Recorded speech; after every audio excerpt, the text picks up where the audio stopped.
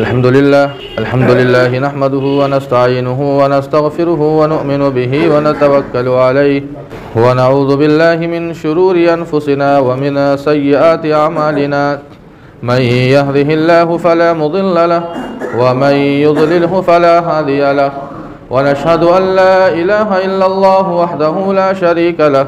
ونشهد أن سيدنا وسندنا وشفيعنا وحبيبنا ومولانا محمد وبارك وسلم. أما بعد، قال الله تبارك وتعالى في كلامه المجيد والفرقان الحميد: أعوذ بالله من الشيطان الرجيم، بسم الله الرحمن الرحيم. وقضى ربك ألا تعبدوا إلا إياه وبالوالدين إحسانا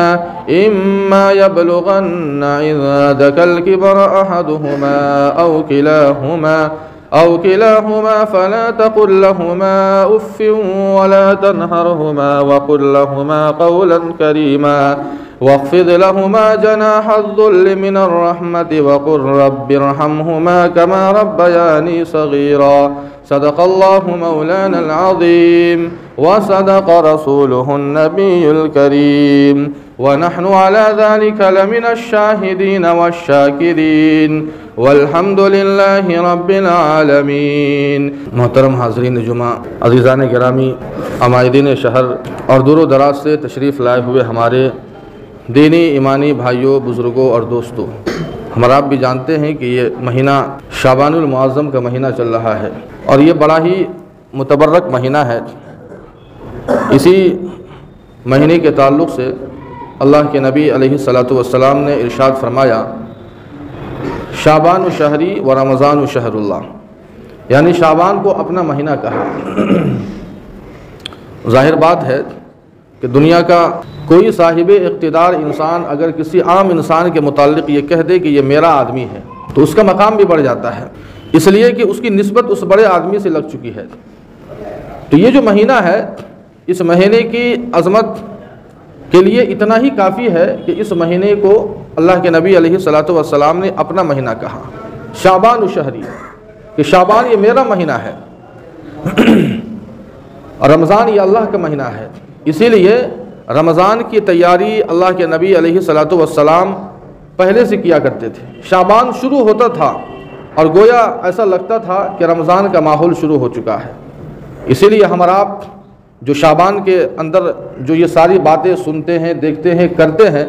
روزہ رکھنے کے تعلق سے ہو یا شب بیداری کے تعلق سے ہو یا نوافل کے اہتمام کے تعلق سے ہو، ہر وہ کام یا ہر وہ عمل جو رمضان میں کیا جاتا ہے، صحابہ کرام وہ سارے اعمال شعبان میں بھی کیا کرتے تھے، پریکٹس کے طور پر، مشق ہو، اس لیے کہ اللہ کا مہمان آنے والا ہے. تو یہی وہ مہینہ ہے. اور اس مہینے کے تعلق سے پچھلے جمعہ آپ کے سامنے بات آ چکی ہے، روزے کے تعلق سے بھی، شب بیداری کے تعلق سے بھی. شب برات جو ابھی گزری ہے، کتنی اہم رات تھی وہ، جس رات کے تعلق سے خود اللہ کے نبی علیہ الصلاۃ والسلام نے فرمایا کہ یہ وہ رات ہے کہ جس رات میں اللہ تعالیٰ سمائے دنیا پر آتے ہیں، سمائے دنیا پر آ جاتے ہیں، اور اس کے بعد صبح تک گویا اللہ یہ ندا لگاتے ہیں، آواز لگاتے ہیں: الا من مستغفر لی، الا من مستغفر لی فاغفر لہ، الا من مسترزق فارزق لہ، الا مبتلا فاعافیہ. یہ آواز لگائی جاتی ہے. اتنی اہم رات، اتنی مبارک رات کہ جس رات کے تعلق سے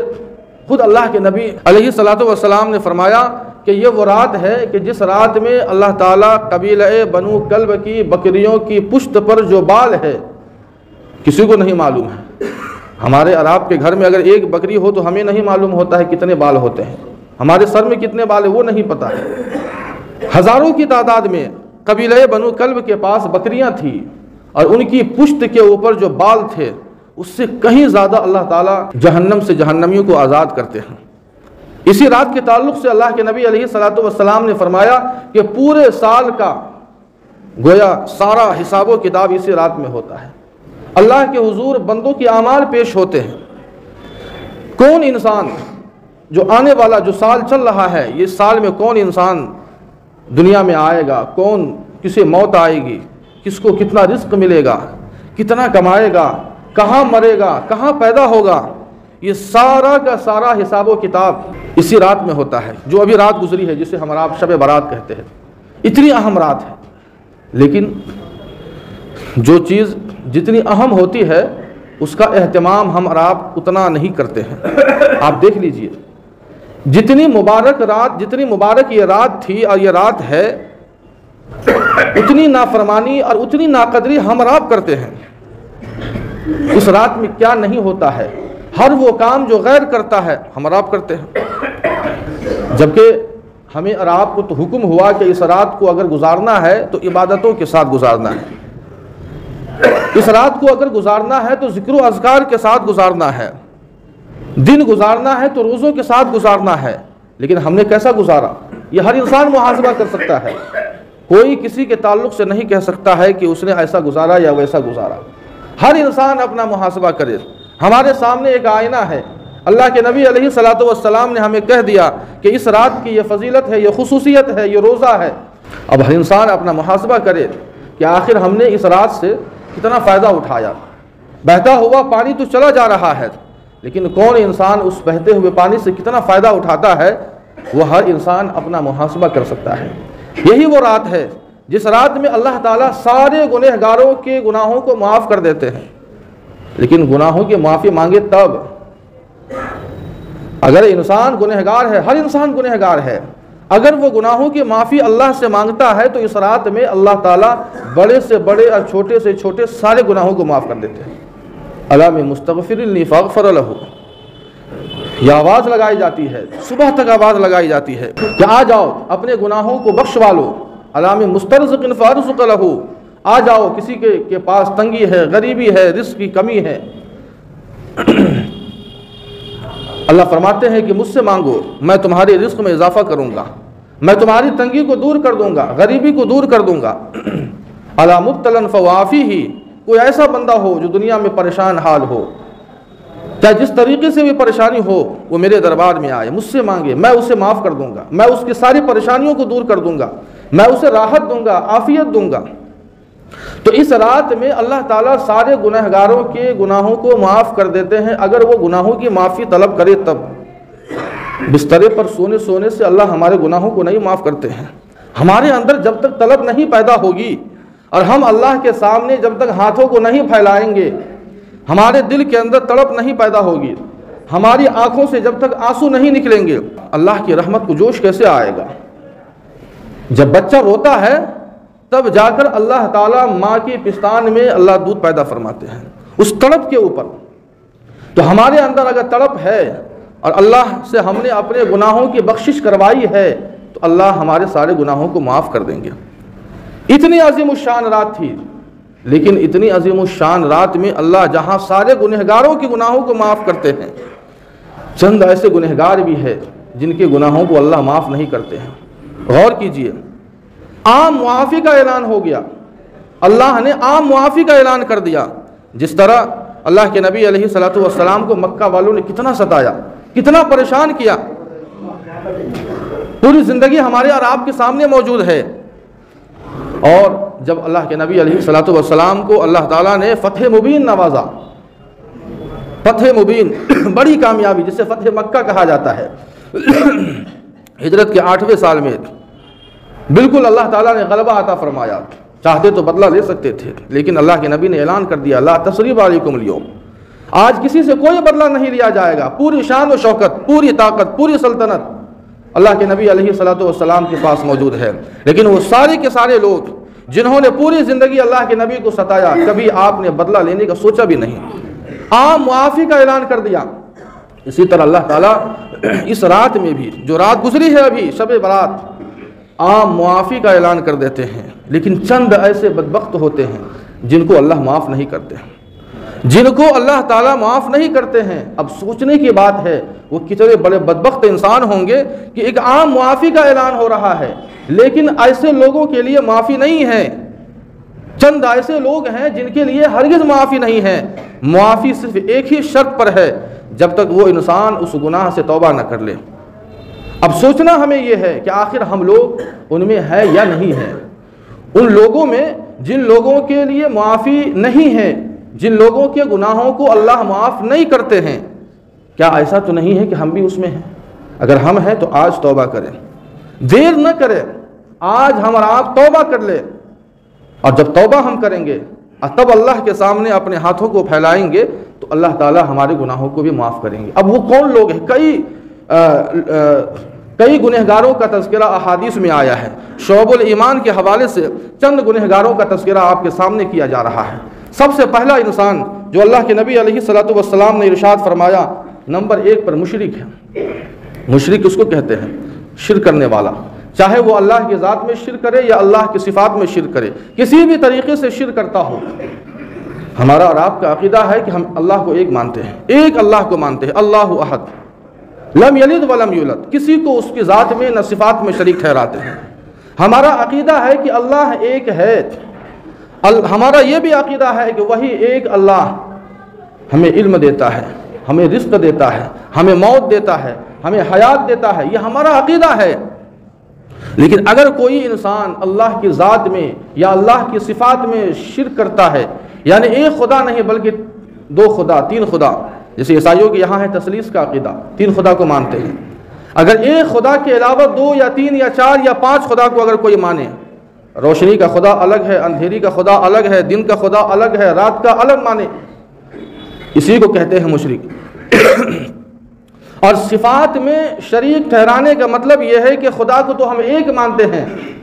لیکن ہم یہ بھی مانتے ہیں کہ علم دینے کی صلاحیت اور پاور اللہ نے کسی اور کو دیا ہے، کسی اور خدا کو دے رکھا ہے، اس سے ہم علم لیں گے۔ بارش کا پاور کی طاقت کس خدا نے کسی اور کو بنا دیا، وہ اللہ کے پاس نہیں ہے۔ ذات صفات میں ہم شریک ٹھہراتے ہیں کسی بھی طریقے سے۔ یہ سب سے پہلا انسان ہے جس کے گناہوں کو اللہ تعالیٰ اس رات میں بھی معاف نہیں کرتے، مشرک۔ اور نمبر 2 پر اللہ کے نبی علیہ الصلوۃ والسلام فرماتے ہیں، بغیر کسی عذر شرعی کے کینہ رکھنے والا، کینہ، کپٹ، بغض، عداوت، حسد، یہ تو عام بات ہے، تو ہمارا پورا دن گویا حسد، کینہ، کپٹ، بغض، عداوت، دوسروں کی چغل خوری اسی میں گزرتا ہے۔ رات گزر رہی ہے، دن گزر رہا ہے، صبح و شام ہماری گزر جاتی ہے اسی بیماری کے اندر۔ اللہ کے نبی علیہ الصلوۃ والسلام فرماتے ہیں کہ اگر کسی انسان کے دل میں کینہ ہے، کپٹ ہے، بغض ہے، عداوت ہے، دشمنی ہے، تو بغیر کسی عذر شرعی کے اگر 3 دن سے زائد اگر اس نے اپنے دل میں کینہ رکھا اور اسی حالت میں اس کی موت ہو گئی تو وہ جہنم میں جائے گا۔ سوچنے کی بات ہے۔ تو اپنے دل میں بھائی کے تعلق سے آپ دیکھ لیجئے، سالوں گزر جاتا ہے، سالوں سال گزر جاتے ہیں، لیکن دونوں بھائیوں میں، سگے بھائی، دوسروں کو چھوڑ دیجئے، سگے بھائیوں میں کبھی بات نہیں ہوتی، کبھی کلام سلام نہیں ہوتا ہے، کبھی نہیں، نہ سلام، نہ کلام، نہ دعا، نہ خیر، نہ خبر، کچھ نہیں۔ ایک ماں، ایک باپ کی اولاد، لیکن آپس میں دشمنی ہے، عداوت ہے، کینہ رکھنے والا۔ اور تیسرا انسان وہ ہے جو ٹخنوں سے نیچے کپڑا لٹکانے والا، یہ فیشن بن چکا ہے، لیکن اللہ کے نبی فرماتے ہیں کہ جو انسان ٹخنوں سے نیچے کپڑا کو لٹکاتا ہے وہ حصہ اس کو جہنم میں ڈالا جائے گا۔ اور ایسے انسان کی بھی اس رات میں یعنی شب برات میں بخشش نہیں ہوتی ہے۔ چوتھا انسان جو والدین کی نافرمانی کرنے والا، والدین کی نافرمانی کرنے والا، ہمارے نوجوان یہاں موجود ہے، غور سے سنیں، والدین کی نافرمانی کرنے والا اس انسان کی بھی، اس اولاد کی بھی اس رات میں بخشش نہیں ہوتی ہے۔ دنیا میں آپ چلے جائیں تو آپ کو ہر چیز مل سکتی ہے، ہر چیز مل جائے گی، بھائی کا رشتہ بھی آپ کو مل جائے گا، بھائی کہنے والا، بہن کا رشتہ بھی مل سکتا ہے، سارے رشتے آپ کو بازاروں میں مل جائیں گے، لیکن اگر کوئی رشتہ بازار میں نہیں ملتا ہے تو وہ ماں باپ کا رشتہ نہیں ملتا ہے۔ اگر باپ کا انتقال ہو جائے، ماں کا انتقال ہو جائے تو آپ کسی کو زندگی بھر باپ نہیں کہہ سکتے ہیں، باپ نہیں کہہ سکتے ہیں، ماں نہیں کہہ سکتے ہیں، بہن کہہ سکتے ہیں، کہتے ہیں، روزانہ کہتے ہیں، بھائی روزانہ ہم لوگ استعمال کرتے ہیں، انکل روزانہ استعمال کرتے ہیں، خالہ روزانہ ہم استعمال کرتے ہیں، آنٹی کا لفظ روزانہ استعمال کرتے ہیں، لیکن اگر آپ کی ماں نہیں ہے تو آپ نے آج تک کسی بھی خاتون کو ماں نہیں کہا۔ اتنی بڑی نعمت ہے۔ اور یاد رکھیں، جو انسان اپنے والدین کی نافرمانی کرتا ہے، نقدی اسے اللہ سزا دیتے ہیں، نقد، مرنے کے بعد نہیں، نقد اسے سزا دیتے ہیں۔ ایک کتاب ہے، اردو کی کتاب، والدین کی اطاعت و نافرمانی واقعات کی کہانی،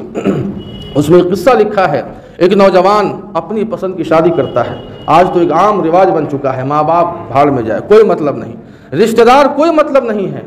اپنی پسند کی شادی کرنا ایک عام فیشن بن چکا ہے، والدین سے کوئی مطلب نہیں۔ جو ماں باپ 25 سال تک اپنی اولاد کی پرورش کرتا ہے، کیا صلہ ملا، کیا صلہ ملا، غور کیجئے۔ ایک ماں اپنے پیٹ میں 9 مہینے تک اٹھاتی ہے، ٹھنڈی گرمی برسات ہر چیز کو برداشت کرتی ہے، اپنے بچے کو پیٹ میں اٹھائے دوسروں کے یہاں نوکرانی کرتی ہے، دوسروں کے برتن صاف کرتی ہے، کس کے لیے؟ ہمارے اور آپ کے لیے۔ والدین کی اطاعت و نافرمانی واقعات کی کہانی یہ کتاب ہے، اس میں لکھا ہے کہ اس نوجوان نے شادی کی اپنی پسند کی، وہ اپنی بیوی لاتا ہے، اس کی ماں بوڑھی ماں تھی، مرگی کی بیماری تھی والدہ کو، اس نے جو شادی کی اور جسے بیوی بنا کر لایا، چند دنوں تک اس نے خدمت کی، لیکن چند دنوں کی خدمت کے بعد اسے نفرت ہونے لگی۔ اس لڑکی کو، اس عورت کو اپنی ساس سے، اپنے شوہر کی ماں سے نفرت ہونے لگی،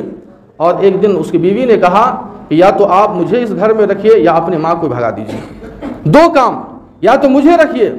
یا پھر اپنی ماں کو رکھیے، اگر مجھے رکھنا ہے تو ماں کو بھگائیے، اور اگر ماں کو رکھنا ہے تو مجھے کہیں اور شفٹ کر دیجیے، لیکن میں اب آپ کی ماں کے ساتھ نہیں زندگی بتا سکتی ہوں، میں یہ خدمت نہیں کر سکتی ہوں، میں یہ روزانہ صاف ستھرے گندگی نہیں کر سکتی ہوں، میں روزانہ کھانا بنا نہیں سکتی ہوں، یہ کام نہیں کر سکتی ہوں۔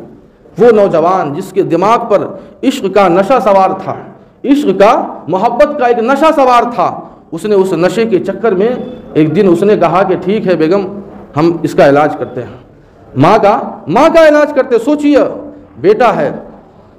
والدہ کو مرگی کی بیماری آ رہی تھی، اس نوجوان نے اپنی والدہ سے کہا کہ اماں جان ذرا چھت پر چلیے، وہاں بہترین آب و ہوا ہے، وہاں جب آب و ہوا آپ کو ملے گی تو آپ کی صحت اچھی رہے گی، آپ کی صحت کے لیے ٹھیک ہے۔ وہ کمبخت اپنی ماں کو لے جاتا ہے، اور وہاں جو دیواریں ہوتی ہیں چھت پر، وہ دیوار نہیں تھی، کھلی چھت تھی، اس نے اپنی ماں کو دھکا دے دیتا ہے۔ ظالم انسان جب ہوتا ہے تو ظلم کرنے کے بعد پھر وہ مگرمچھ کے آنسو بھی بہاتا ہے، وہ نیچے آنے کے بعد وہ پھر رونے لگتا ہے کہ میری ماں انتقال ہو گئی، چھت سے گر گئی، لوگ آئے، علاقے کے لوگ آئے، رشتہ دار آئے، کسی طرح جو معاملہ کفن دفن کا ہوتا ہے وہ ہو چکا،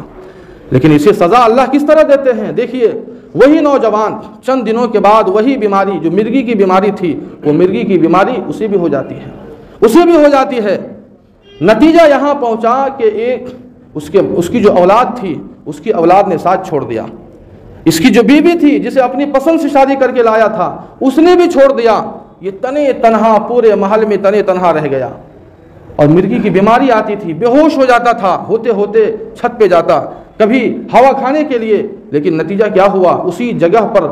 جس جگہ پر اس نے اپنی ماں کو دھکا دیا تھا، وہ مرگی کی بیماری اور وہ بے ہوشی آتی ہے، اور اسی جگہ سے وہ انسان گر جاتا ہے۔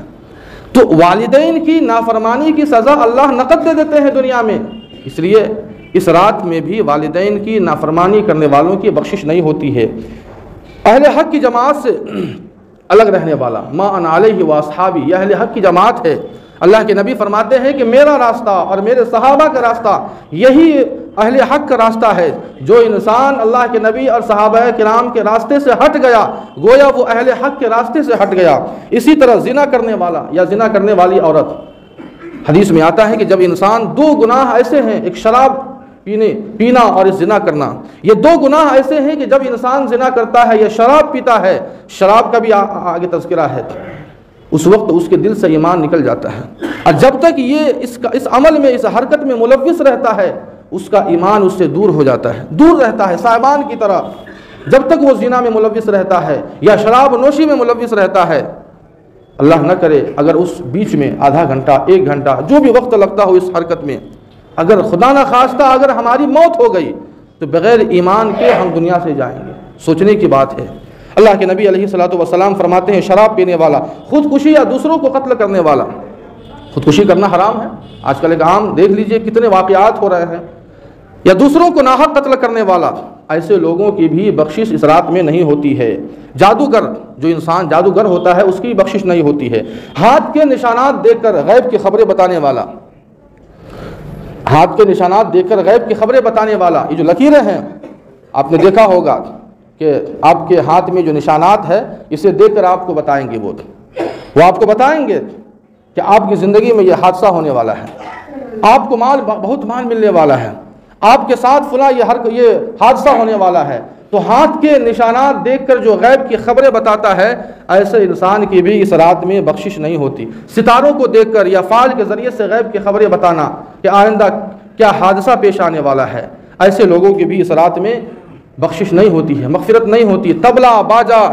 یہ جو ہے اس طرح کے یا گانا بجانے والے ایسے لوگوں کی بھی اس رات میں مغفرت نہیں ہوتی۔ اور بھی ایسے لوگ ہیں جن کے تعلق سے احادیث میں آتا ہے کہ اس رات میں جو شب برات گزری ہے، اس رات میں ایسے گنہگاروں کے گناہوں کی بخشش اور معافی نہیں ہوتی ہے۔ اگر ایسے لوگ اگر اللہ سے گناہوں کی معافی کروانا چاہے تو اس کے لیے شرط ہے کہ پہلے وہ انسان اس گناہ سے توبہ کرے۔ اگر والدین کی نافرمانی کرنے والا انسان اگر اس رات میں اپنے گناہوں کی بخشش کروانا چاہتا ہے تو سب سے پہلے اپنے والدین کو خوش کرے، اپنے والدین سے معافی مانگے، تب اللہ سے معافی مانگے۔ اگر شراب پینے والا انسان اس رات میں اللہ کی عام معافی سے فائدہ اٹھانا چاہتا ہے تو سب سے پہلے وہ انسان شراب نوشی سے توبہ کرے، اس کے بعد اللہ کے سامنے اللہ کے حضور میں اپنے ہاتھوں کو پھیلائے۔ اگر کوئی انسان زنا میں مبتلا ہے یا اپنے دل میں اپنے بھائی کے تعلق سے کینہ رکھتا ہے تو سب سے پہلے اپنے اس بھائی سے جا کر ملے، گلے ملے، سلام کلام کرے، خیر خبر پوچھے اور اپنے آپس کی جو ناچاقی ہے، جو آپسی خلفشار ہے اسے دور کرے، دل کو صاف کرے، اس کے بعد اللہ کے حضور میں آئے اور اللہ تعالیٰ سے اپنے گناہوں کی بخشش کروائے۔ تو یہ چند لوگ ایسے ہیں جن کے تعلق سے احادیث کے اندر آتا ہے وہ رات گزر چکی ہے لیکن وہ سارے گناہ جس میں ہم اور آپ ملوث ہے وہ باقی ہے۔ ایسا نہیں ہے کہ وہ رات گزر گئی تو ہم ان گناہوں سے اب توبہ نہیں کریں گے، ابھی بھی وقت ہے ہم اور آپ توبہ کریں، اس لیے کہ رمضان کا مقدس مہینہ آنے والا ہے۔ اگر رمضان کی برکتوں سے، رمضان کی رحمتوں سے فائدہ اگر اٹھانا چاہتے ہیں تو سب سے پہلے ان گناہوں سے ہم توبہ کریں گے، اس کے بعد انشاءاللہ اللہ ہمیں ان مہینوں کی برکات ہمیں ضرور عطا فرمائیں گے۔ اللہ پاک سے دعا ہے کہ جو بھی باتیں کہی گئی ہے اللہ ہم سبوں کو ان باتوں پر عمل کرنے کی توفیق عطا فرمائے۔ وآخر دعوانا ان الحمدللہ رب العالمین۔